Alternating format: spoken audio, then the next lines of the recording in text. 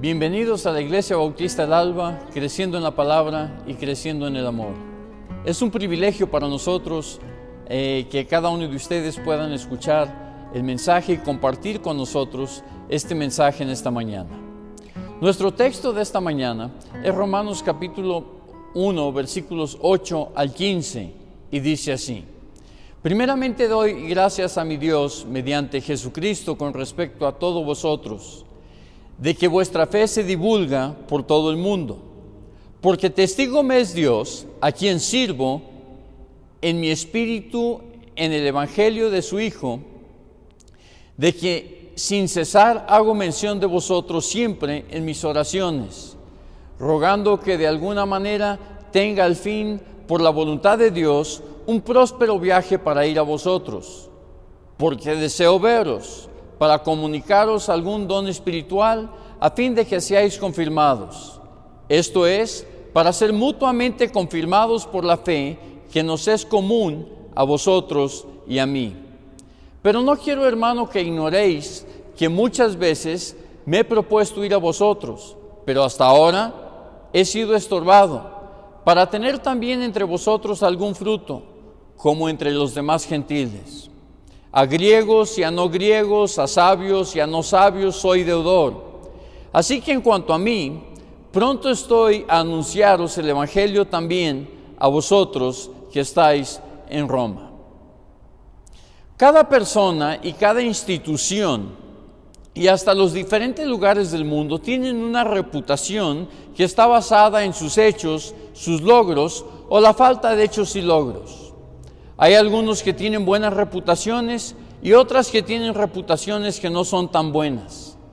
Cuando escuchamos de un destino turístico, lo evaluamos de acuerdo a su reputación, lo evaluamos de acuerdo a su servicio y a las amenidades que ofrece. Nos basamos en la reputación de las instituciones para escoger escuelas, hospitales o negocios. De hecho, es tan común que la reputación de alguien o algo los preceda que hasta hay sistemas de evaluación de reputaciones que vemos identificados en cuántas estrellas ellos tienen. Buscamos en el internet la reputación de posibles proveedores y la calidad de producto contando sus estrellas. Si tienen 5 estrellas, sabemos que su reputación es buena. Entre menos estrellas tengan, más le pensamos a la calidad de lo que vamos a recibir, ya sea un producto o ya sea el servicio. El apóstol Pablo, cuando le escribe a los romanos, nunca había visitado la iglesia en Roma, pero sabía de ellos, había escuchado de ellos. La reputación de la iglesia en Roma les precedía. En los términos cristianos, decimos que la iglesia en Roma tenía una buena reputación o un buen testimonio. Sin haber jamás visitado el apóstol Pablo la iglesia en Roma, sabía cosas buenas acerca de ellos, y las cosas que él sabía le inspiraban a que ellos siempre estuvieran en sus pensamientos. ¿Qué era lo que le daba tan buena reputación a la iglesia en Roma? ¿Qué era lo que le inspiraba a Pablo a que siempre estuviese en oración por ellos? La sociedad en Roma era conocida por características sociales que no eran del todo buenos. Cuando nosotros vemos a Roma, vemos que era una sociedad llena de pecado y corrupción, lleno de orgullo y de idolatría, que vivían en libertinaje y desenfreno, que tenían materialismo y extravagancia.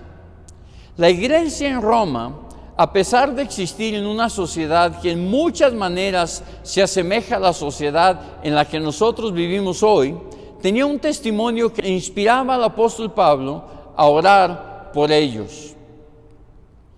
Nuestro texto nos dice que la fe de ellos se divulgaba por todo el mundo. Esto nos hace saber, y es un reflejo del poder de Cristo manifiesto en el testimonio personal de cada uno de los creyentes.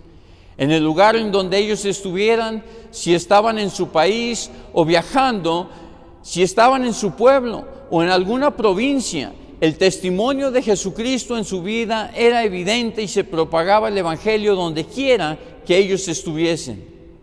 Hay 3 cosas que vienen a nuestra mente cuando pensamos de las iglesias de Roma y su testimonio. El primero es que la iglesia en Roma es un ejemplo para todos nosotros. Ellos no se conformaban al mundo en el que vivían, es decir, que no vivían de la forma que vivía la sociedad del cual Cristo los había salvado. En Romanos capítulo 12, versículos 2 dice: no os conforméis a este siglo, sino transformaos por medio de la renovación de vuestro entendimiento, para que comprobáis cuál sea la buena voluntad de Dios, agradable y perfecta. Número 2, no importa el lugar en donde nosotros estemos o con quién estemos, nuestra vida debe de ser un testimonio del amor y del poder de Dios para las personas que han de ser salvas.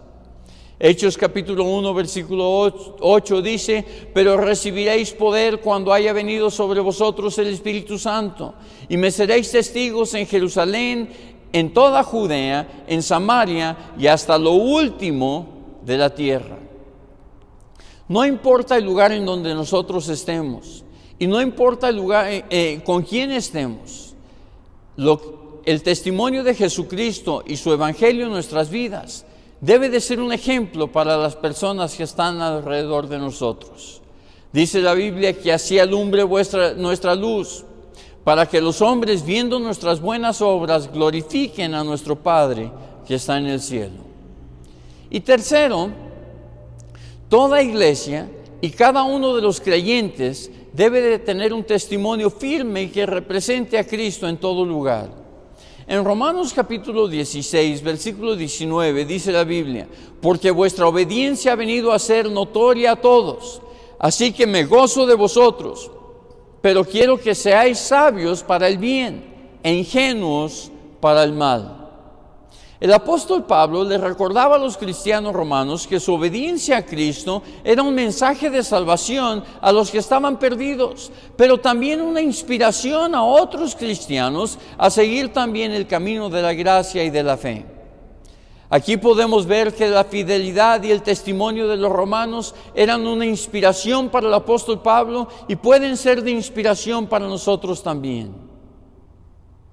Podríamos decir que ellos tenían una reputación o un testimonio de 5 estrellas y que se puede ver y como una motivante para nosotros a luchar constantemente para mejorar nuestras vidas de estudio, nuestras vidas de servicio y nuestras vidas de oración. El apóstol Pablo no se conformaba solamente con saber de la buena reputación de los hermanos de la iglesia en Roma, sino que también le inspiraba a orar por ellos para que pudiesen seguir creciendo en su vida espiritual, para que cada día fuesen un mejor ejemplo al mundo de la salvación que en Cristo existe, para que fuesen mejores embajadores de Cristo y del Evangelio en el mundo. El apóstol Pablo se inspiraba, sabiendo de sus buenas obras, a orar por ellos. El versículo 9 de nuestro texto nos dice que el apóstol Pablo: porque testigo me es Dios, a quien sirvo en mi espíritu en el evangelio de su Hijo, de quien sin cesar hago mención de vosotros siempre en mis oraciones. El apóstol Pablo oraba sin cesar, haciendo mención de ellos en sus oraciones, es decir, que cada vez que hablaba con Dios, él hablaba con Dios acerca de los hermanos que vivían en Roma. En estos tiempos de pandemia, cuando no podemos vernos con facilidad, que antes nos veíamos, que no podemos estar juntos y donde nuestros círculos sociales han sido interrumpidos por la distancia, podemos nosotros seguir el ejemplo de Pablo, orando siempre los unos por los otros. Debemos de orar por los enfermos, debemos de orar por los desamparados. Y todos sabemos que debemos de orar por los que duelen, todos sabemos que debemos orar por los que sufren, pero también debemos de orar para que Dios fortalezca en cada momento a nuestros hermanos en Cristo Jesús. También debemos de orar que el Espíritu Santo toque en cada día sus vidas.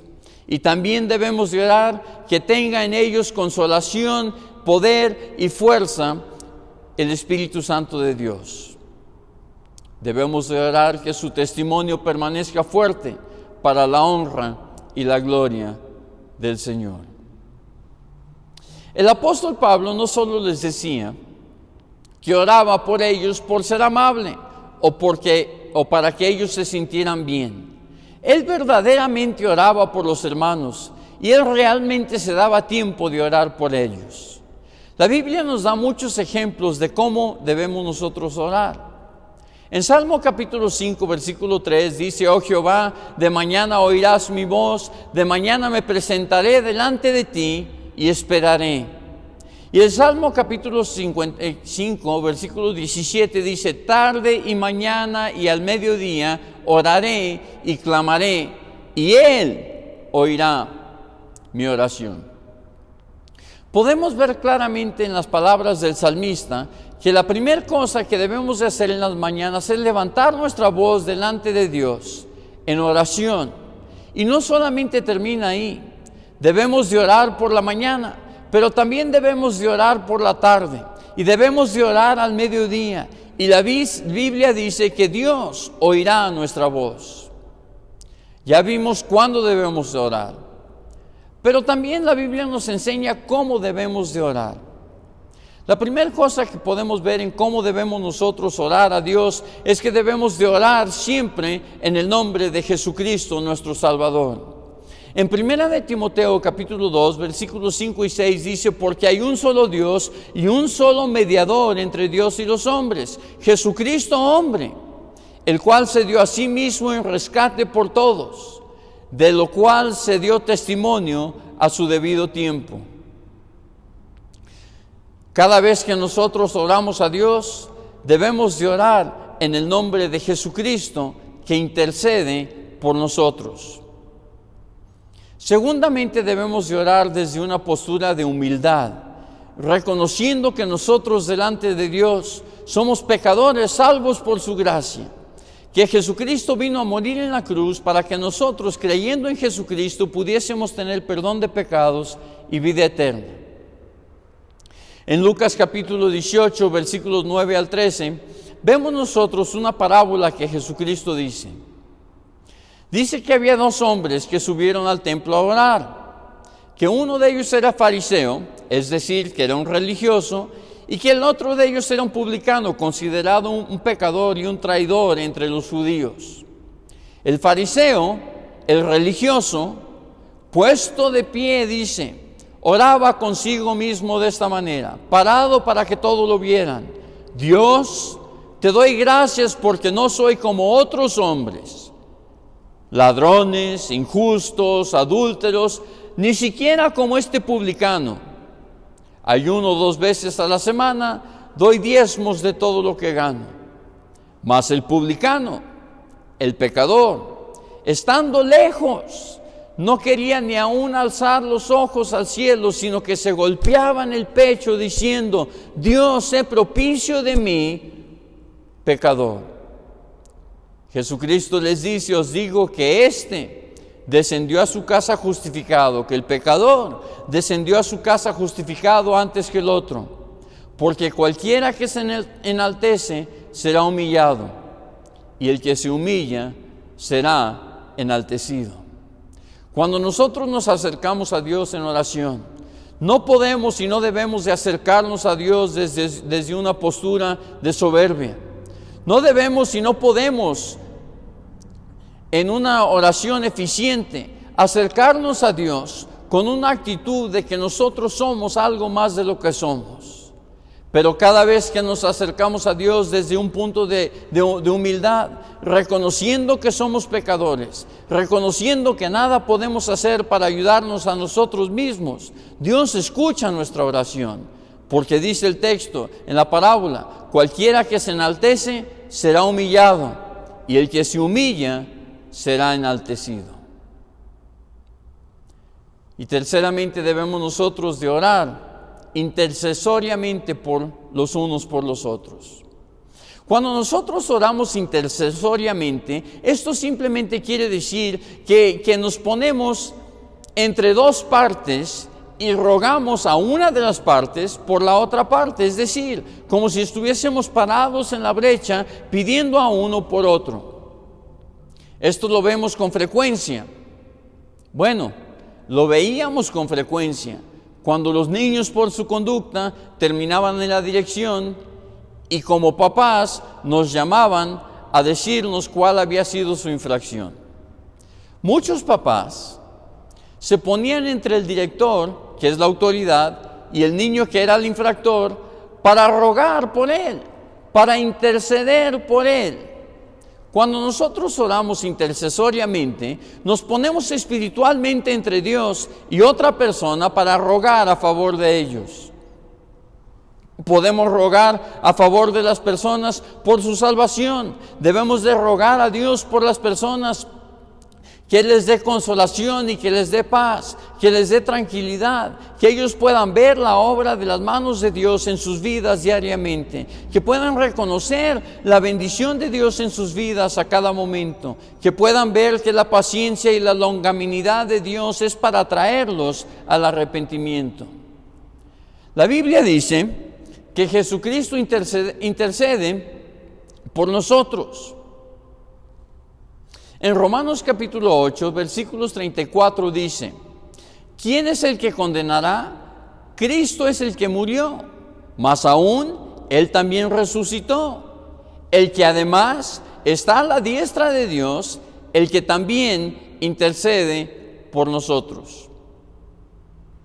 Si nosotros tuviésemos que presentarnos delante de un juez por alguna infracción que hubiésemos cometido, sería prudente y deseable para cada uno de nosotros llevar a algún abogado para que pudiese interceder por nosotros delante del juez. Cuando nosotros cometemos infracciones delante de Dios, ¿qué mejor abogado pudiésemos tener que Jesucristo mismo, el Hijo mismo del juez, sentado a la diestra del Padre, siendo parte de la Trinidad de Dios, intercediendo por nosotros? Jesucristo intercede de la manera perfecta por cada uno de nosotros. A través de la oración reconocemos delante de Dios que somos pecadores y que no podemos ayudarnos a nosotros mismos. En la oración pedimos a Dios, que es perfecto, que perdone nuestros pecados y que tenga misericordia de nosotros. En oración recibimos la salvación y la vida eterna. En la oración buscamos la gracia de Dios y el poder de Dios para con las personas que también nosotros amamos y para nuestras vidas también. Nuestro texto nos dice empezando en el versículo 11, dice: porque deseo veros, decía el apóstol Pablo, para comunicaros algún don espiritual, primeramente a fin de que seáis confirmados. Esto es, para ser mutuamente confirmados por la fe que nos es común a vosotros y a mí. Uno de los mejores testimonios que nosotros podemos tener como iglesia y como cristianos es ser gente de oración. Es ser un pueblo que ora por nosotros mismos, que ora por nuestros hermanos en Cristo, que Dios les fortalezca, que Dios mantenga sus pies firmes sobre el camino de la gracia, pero también que oremos por las personas a las que amamos, a las que conocemos y que sabemos que aún no conocen a Cristo como su único y suficiente Salvador. Yo le animaría, yo le rogaría, le ruego en este momento que levante su voz a Dios en el nombre de Jesucristo, humildemente poniendo sus vidas como libro abierto delante de Dios, y que pida perdón por sus pecados, que pida la misericordia de Jesucristo en su vida y que reciba a Jesucristo como su único y suficiente Salvador. La Biblia nos dice que cuando nosotros oramos, cuando confesamos nuestros pecados, que Dios es fiel y justo a perdonar nuestros pecados y a limpiarnos de toda maldad. Que nos perdona nuestros pecados, que quita el sentido de la culpa, que nos adopta a la familia de Dios, que nos hace herederos y coherederos con Jesucristo y que nos regala el regalo de la vida eterna. Simplemente tiene que pedírselo usted a Jesucristo con sinceridad y Él le va a perdonar. Hermanos, oremos por nuestras familias, Oremos por las iglesias del mundo que sufren los estragos de la separación de esta pandemia. Oremos que pronto podamos estar juntos de nuevo, levantando nuestra voz en adoración y alabanza a Dios. Y oremos por los que no conocen a Cristo como su Salvador, que ellos también puedan tener el regalo de la vida eterna. Padre, te damos gracias porque tú eres bueno con nosotros. Te damos gracias porque tú no nos pagas mal con mal. Te damos gracias, Señor, porque tú estás presto para perdonar nuestros pecados y por Jesucristo que murió en la cruz para darnos perdón de pecados y el regalo de la vida eterna. Si hay alguien en esta mañana que quiere conocer a Cristo como su Salvador, que puedan orar conmigo diciendo: Señor Jesús, yo sé que soy un pecador. Yo sé que necesito de la misericordia de Dios. Sé que muriste en la cruz por mí. Sé que tu sangre preciosa es capaz de perdonar mis pecados. Perdona mis pecados. Límpiame de maldad. Gracias, Señor Jesús, por perdonarme y por darme el regalo de la vida eterna. Padre, bendice a cada uno de mis hermanos que en este momento sufren. Bendice, Señor, a cada uno de tus hijos que en este momento tienen duda. Fortalécelos. Que tu Espíritu Santo los guíe en cada momento con poder, que tu Espíritu Santo los guíe en cada momento a la fortaleza, a la confianza, a la fe. Que tú eres nuestro Dios, que tú eres nuestro Señor, que tú nos amas y que tú te das intercesoriamente por nosotros. Ayúdanos, Señor, a ser humildes cada momento delante de ti. Todo esto lo pedimos en el nombre de Jesucristo, nuestro único y suficiente Salvador, que murió en la cruz por nuestros pecados, que fue sepultado y que resucitó y que hoy está a la diestra del Padre intercediendo por nosotros. Gracias, en el nombre de Jesucristo pedimos. Amén. Que Dios les bendiga.